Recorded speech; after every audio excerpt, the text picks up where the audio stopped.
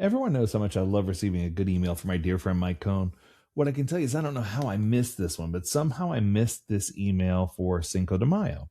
So he had an email that says, what Cinco de Mayo can teach us about Agile? And I thought this would be an interesting topic. So let's dive in and see what he says. He says, today seems like a good day to celebrate Cinco de Agile, as he calls it. Cinco de Mayo commemorates the Battle of Puebla, when a smaller, less equipped Mexican force defeated a larger French army. There is an Agile lesson in this. I love it.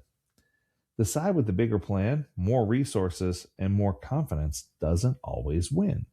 Sometimes the winner is the side that can adapt faster. That's one of the biggest differences between Agile and traditional project management. Waterfall or traditional project management assumes that if we plan thoroughly enough up front, we can control the outcome because we've had good planning. Agile assumes that once real work begins, we'll learn things that we couldn't have known at the start. When customers change their minds, market shift. Other teams learn, the teams could learn something new. Fast feedback beats slow certainty. A team that delivers something small gets feedback and can adjust or pivot and outperform a team that spends months moving confidently in the wrong direction. That's the real lesson. It's not that small always beats big or that big always wins. It's not even that Agile always beats traditional. It's this. In changing conditions, adaptability is your biggest competitive advantage.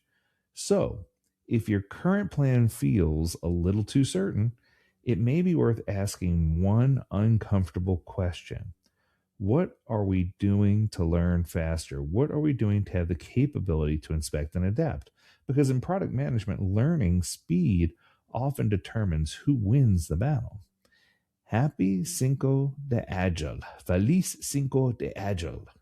Let me tell you, Mike, you always cut straight to the point, and I love that.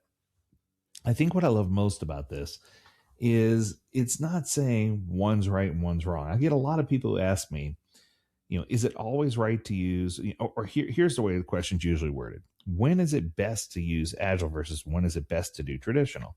And the answer is it's not. There's no one size fits all answer to that question. And I love how you break this down and say, hey, while there's a lot of benefits to this, it only works when it works. And I think that that's a message that a lot of people forget to look at or forget to see. It's not so much that one's bad and one's good. It's one's more appropriate at certain times than the other.